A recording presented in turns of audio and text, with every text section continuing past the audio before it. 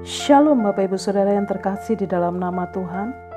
Renungan firman Tuhan pada pagi hari ini dengan judul Deklarasi Iman. Terambil dalam Markus 5 ayat 25-29, demikian firman Tuhan. Adalah di situ seorang perempuan yang sudah 12 tahun lamanya menderita pendarahan. Ia telah berulang-ulang diobati oleh berbagai tabib, sehingga telah dihabiskannya semua yang ada padanya. Namun sama sekali tidak ada faedahnya, malah sebaliknya keadaannya makin memburuk. Ia sudah mendengar berita-berita tentang Yesus, maka di tengah-tengah orang banyak itu, ia mendekati Yesus dari belakang dan menjamah jubahnya, sebab katanya, asal ku jamah saja jubahnya, aku akan sembuh. Seketika itu juga berhentilah pendarahannya dan ia merasa bahwa badannya sudah sembuh dari penyakitnya.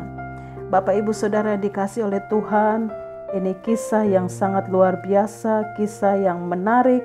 Seorang perempuan yang mengalami sakit pendarahan selama 12 tahun.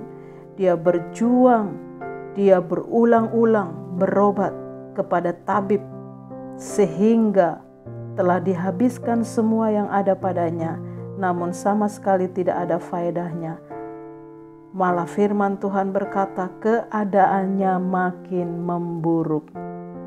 Di dalam hukum Yahudi, perempuan ini adalah perempuan yang najis karena penyakit yang dialaminya.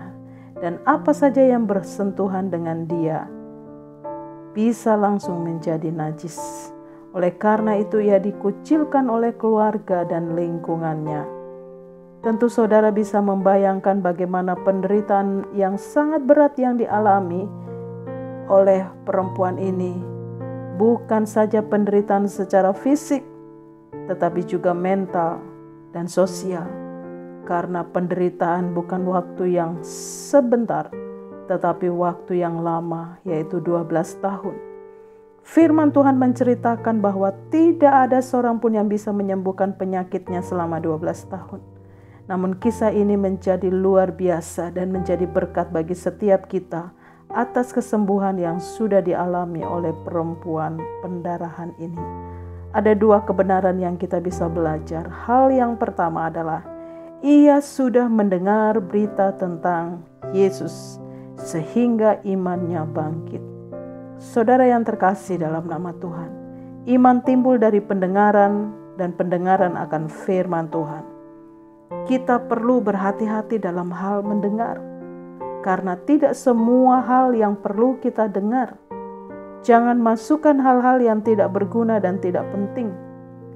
Materi mana yang lebih sering kita dengar, itulah yang akan mendominasi hati dan pikiran kita. Yang membuat iman kita bertumbuh hanyalah firman Tuhan. Oleh karena itu dengarkanlah firman Tuhan setiap hari secara konsisten dan teratur.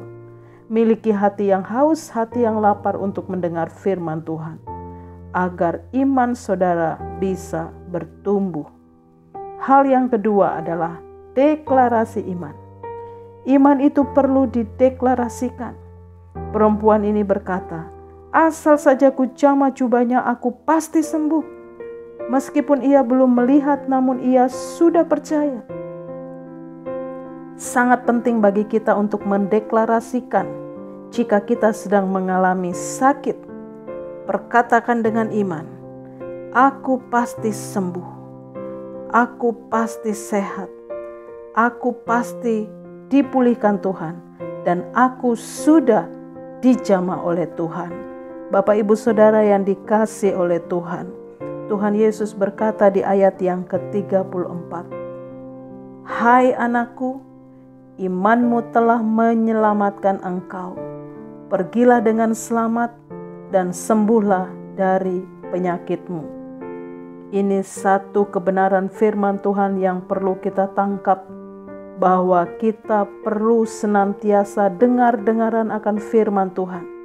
Lalu kita bertindak dengan iman. Kita perlu mendeklarasikan dengan iman bahwa kuasa kesembuhan itu sedang terjadi. Perkatakan itu dengan iman dan hidup kita akan mengalami berkat yang daripada Tuhan. Kiranya sepanjang hari ini hidup kita dalam kuasa perkenanan Tuhan, karena kita sedang mendeklarasikan iman kita kepada Tuhan. Tuhan Yesus memberkati kita. Amin.